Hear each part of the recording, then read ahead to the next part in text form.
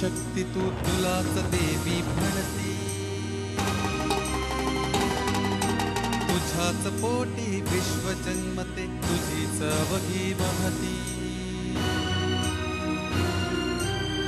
जरी तू अबला नसे दुर्बला कशास हा अन्याय, कोणी शापिता कोणी दुःखिता कोणाचा हा न्याय. एक संगिनी जणू रागिणी येईल तुझी या भेटी, तिने जन्म हा इथे घेतला सखे तुझ्याच साठी. तुला बनविण्या सशक्त सबला अन्याय निवारिणी, advocate Shalini, advocate Shalini, advocate Shalini, advocate Shalini. मम्मा, तुला माहितीये पप्पा ना मला तुझी लग्नापूर्वीची गंमत सांगत होते. गंमत? कसली गंमत? आणि ती अक्षता माहितीये का ग? हा ती म्हणत होती की तू फिल्म मध्ये ट्राय कर, एखादी हिरोईन म्हणून तू नक्की शोभशील. मग कर ना ट्राय. काहीतरीच काय ग मम्मा, मजा येईल गो, कर ना. नुसतं सुंदर दिसते म्हणून ऍक्टिंग नको काय यायला. हो हो, तुला आधी काय सांगायचं ते सांग. पप्पा, प्रियाने स्वतःचे अश्लील फोटो काढलेत.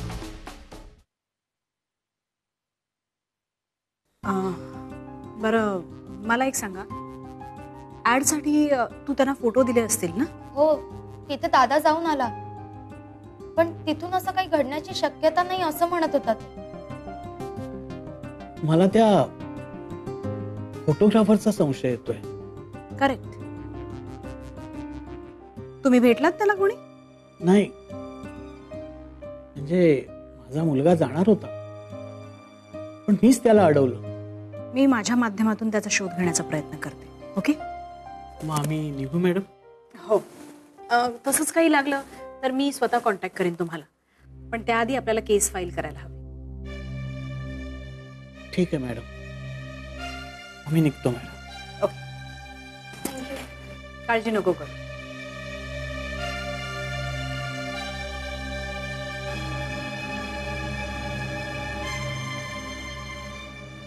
दीप्ती, हां आता जे बाहेर येतील ना, हां तिचे वडील आणि त्या मुलीकडनं सगळी माहिती घे, सगळे डिटेल्स घे. हां बरोबर. नाही, केस तर फाईल करावीच लागणार ना. बघूया पुढे काय करायचं.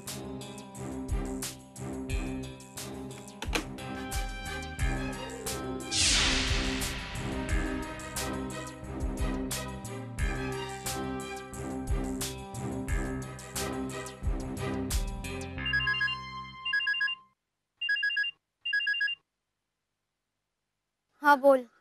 हॅलो, कशी आहेस? मी बरी आहे. काय प्रकरण झालं ग हे? अगं काय झालं काहीच कळत नाहीये. मी काकांना भेटले, ते म्हणाले हे सगळं नक्की त्या फोटोग्राफरचंच काम आहे.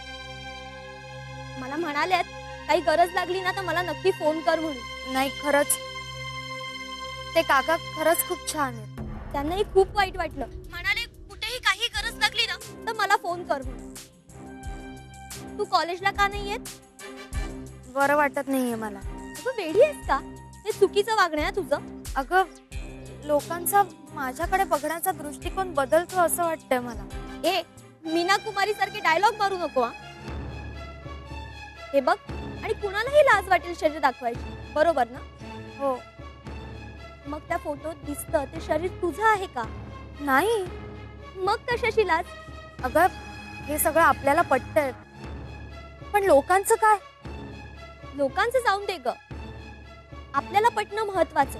उद्या मी तुझ्या घराकडे येते, मग आपण जाऊया कॉलेजला, ठीक आहे? नाही नको, मी येईन कॉलेजला. ये बात.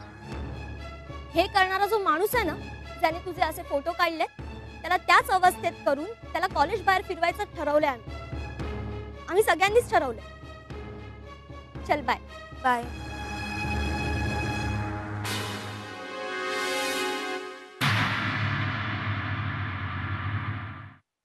ए, तू अशी का बसली आहेस? अगं मामाने तुला कॉलेजला सोडून यायला सांगितलंय मला. त्यासाठी मी लवकर उठून तयार झालोय आणि तू इथे बसलीस. कॉलेज तुझं आहे की माझं आहे? दादा राहू दे ना, मला नाही जायचं आज कॉलेजला. का ग? अगं जा, तुलाच बरं वाटेल. नाही, सगळीकडे तेच तेच विषय. मला नाही जायचंय कॉलेजला. हे बघ, या परिस्थितीला तू जितक्या लवकर तोंड देशील ना तितक्या लवकर त्यातून बाहेर पडशील. आणि ऐक, कधी ना कधी ही वेळ तुला फेस करायचीच आहे ना, मग आज का नको? वाह, क्या बात आहे. दादानी आज किती चांगली गोष्ट सांगितली आहे तुला. ऐक त्याच. हे बघ, कधी नव्हे ते पप्पाही मला छान म्हणाले. आता उठच पटकन आणि तयार हो. मला माहितीये तू काय 5 मिनिटात तयार होतेस. हे का तुम्ही दोघे अजून इथेच गेला नाही? अगं तुझी वाट बघत होतो. माझी वाट कशाला? बाय बाय नाही करणार तू? गप्परा. आणि हे काय, तुझी अजून तयारी नाही झाली? तिला काय, ती पटकन तयार होते. काय दादा? यस. हे चल उठ पटकन, चल तयार हो. अगं उठ ना.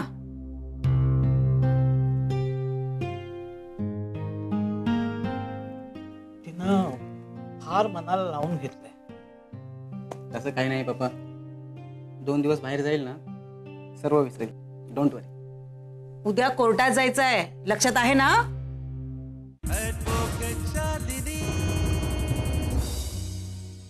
तुम्ही एकटेच आलात?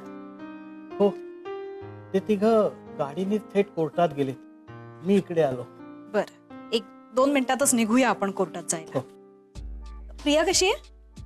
बरी आहे. काल मुद्दामच तिला कॉलेजमध्ये पाठवलं होतं. हल्ली सगळ्यांनाच टाळते ना ती. साहजिकच आहे, पण तिला कधी ना कधी हे फेस करावं लागणारच होतं. मॅडम, केसची तयारी कुठवर? डोंट वरी, घोडा मैदान आता समोरच आहे. त्या फोटोग्राफरलाही धरून आणले आम्ही. अशा लोकांना ना पब्लिकच्या हवाली करायला हवं. साळवे साहेब, आपला कायदा, कोर्ट योग्य ती शिक्षा देईल त्याला. तुम्ही काळजी नका करू. डोंट वरी. चल, आपल्याला निघायला हवं, उशीर होईल. चल.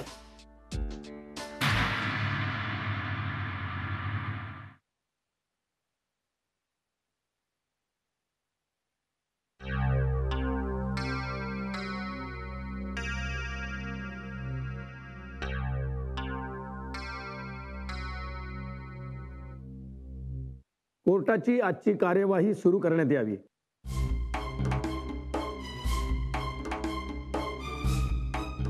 मिलॉर्ड, माझी अशी प्रिया साळवी ही कॉलेजमध्ये जाणारी एक सर्वसामान्य विद्यार्थी. स्वतःच्या हौशेखातर आपल्या घरच्यांची संमती घेऊन तिने काही फोटोग्राफ्स काढले. ते फोटोग्राफ्स अगदी साधे आणि सर्वसामान्य होते, पण आठवडाभरातच तिचे अश्लील फोटो MMS वर झळकायला लागले. दोन्ही प्रकारच्या फोटोजची मी तुम्हाला प्रत देते. या दोन्ही प्रकारच्या फोटोग्राफ्सच्या प्रती आहेत.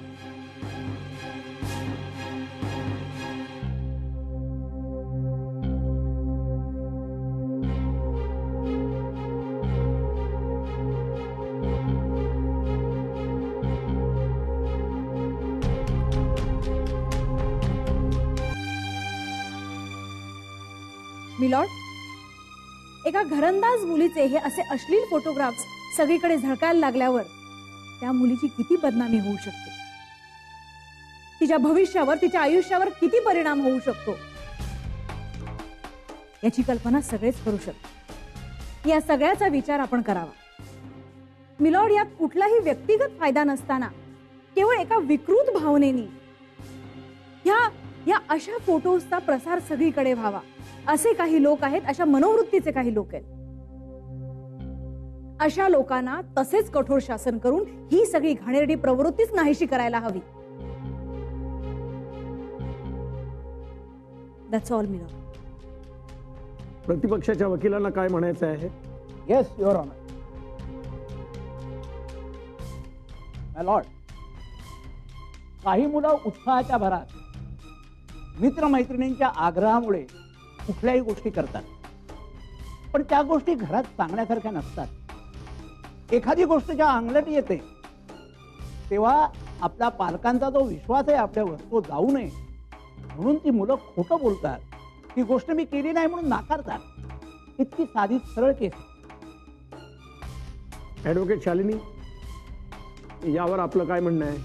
मिलॉर्ड, प्रतिपक्षाच्या अनुभवावरून ही केस तशी असेलही, पण त्यांना जितकी सरळ ही केस वाटते तशी ही नाहीये मिलॉर्ड. हे सिद्ध करण्यासाठी तिला ओळखणाऱ्या काही व्यक्तींची मतं इथे मांडण्यासाठी मी त्यांना बोलवण्याची परवानगी मागते. सर्वप्रथम माझी अशील प्रिया साळवी, तिचे वडील श्रीपाद साळवी यांना इथे बोलवण्याची मी परवानगी मागते. परवानगी आहे.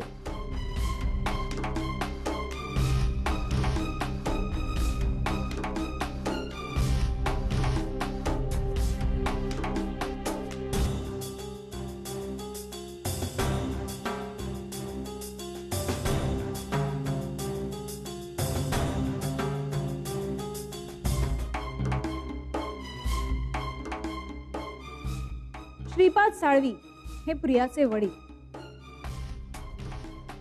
साळवी साहेब, आपलं प्रियाबद्दल काय मत आहे? म्हणजे जसं वकील साहेब म्हणाले तसं? अजिबात नाही मॅडम, मुलाचे पाय पाळण्यात दिसते. माझी मुलगी कशी आहे त्याची मला पूर्ण माहिती आहे. कुठल्याही मोहाला बळी पडून ती असं काहीच करू शकणार नाही याची मला खात्री आहे. ओके, आपल्याला काही विचारायचं आहे? No sir. तुम्ही जाऊ शकता. Thank you madam.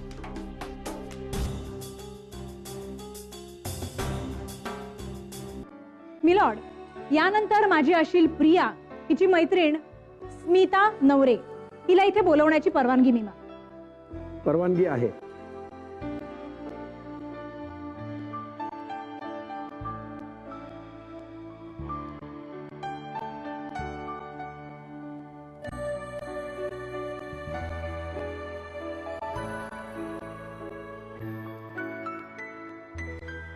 स्मिता, मला तुम्हाला देखील हाच प्रश्न विचारायचा.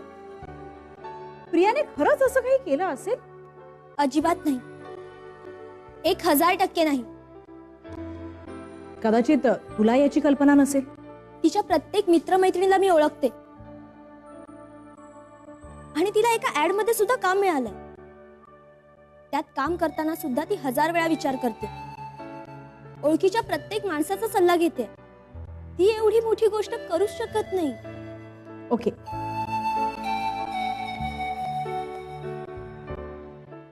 आपल्याला काही विचारायचं आहे? Yes sir. तुम्ही 1000% खात्री देत आहे हा अश्लील फोटो आहे कोणाचा? चेहरा नक्कीच तिचा आहे, पण शरीर तिचं नाही. कशावरून? प्रत्येक माणसाला स्वतःच्या शरीराची ओळख असते आणि तशी तिला देखील आहे. ओके, तुम्ही जाऊ शकता.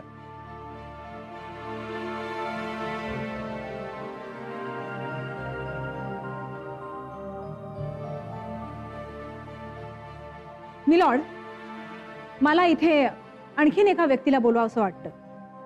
तो म्हणजे फोटोग्राफर गौरव सोनावणे, ज्यांनी प्रियाचे फोटोग्राफ काढले. परवानगी आहे. ऍडव्होकेट शालिनी.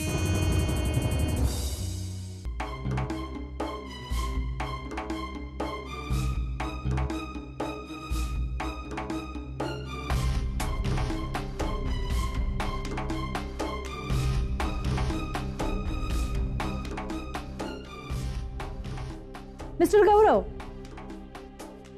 प्रियाचे फोटो तुम्ही काढले? हो. तिचे MMS वरचे फोटोग्राफ तुम्ही बघितले?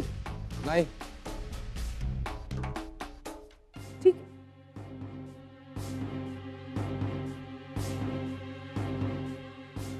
हे बघा.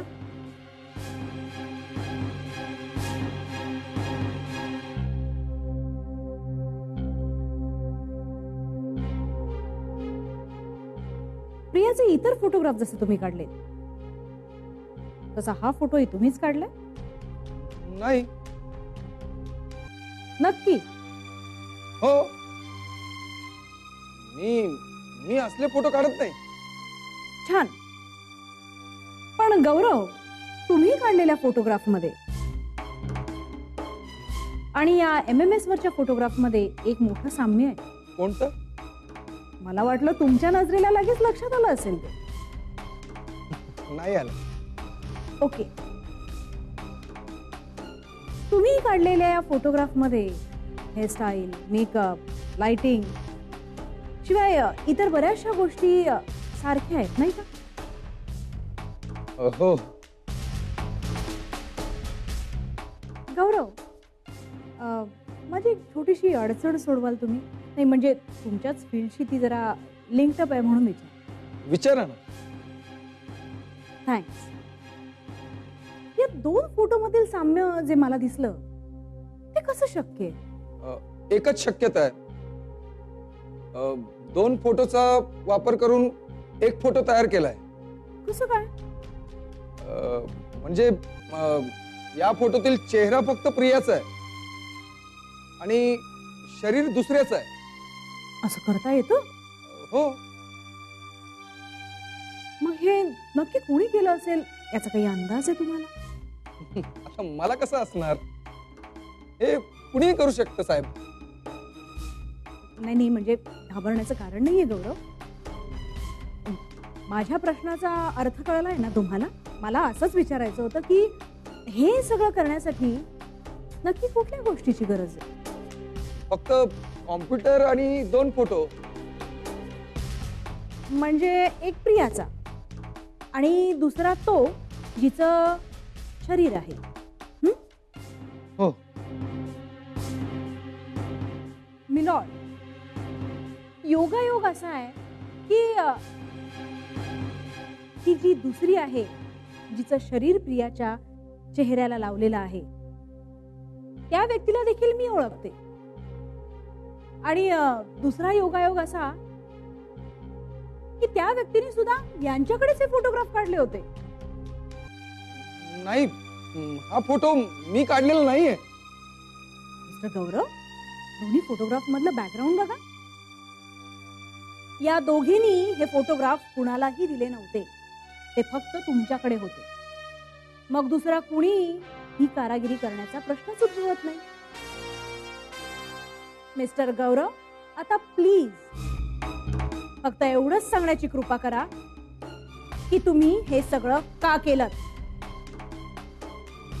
नाही केलं साहेब. मी मला माफ करा साहेब. माझं चुकलं, मला माफ करा. मिलॉर्ड, सगळा खरा प्रकार तुमच्या समोर आलेला आहे. माझी फक्त कोर्टाला एवढीच विनंती आहे की या अशा व्यक्तीला तुम्ही साजेशी शिक्षा द्यावी जेणेकरून कोणीही असा विचार करण्याचा पुढे कधीही प्रयत्न करणार नाही. That's all milord.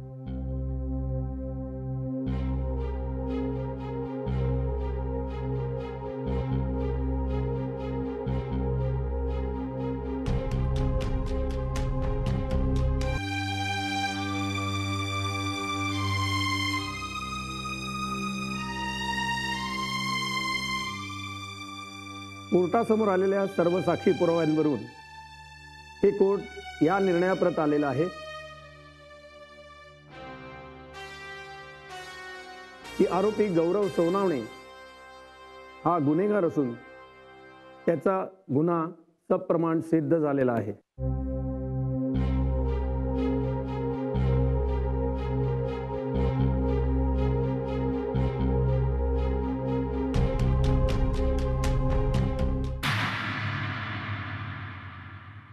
या कथेत इन्फॉर्मेशन टेक्नॉलॉजी ॲक्ट 2008 कलम 67 नुसार आरोपीस पहिल्या गुन्ह्यास 3 वर्षापर्यंत तुरुंगवास आणि 5 लाखापर्यंत दंड होऊ शकतो.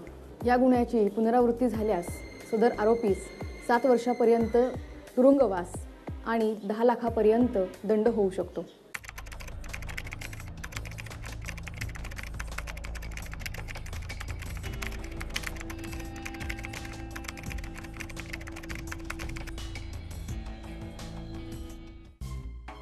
काय झालं नीट सांग मला.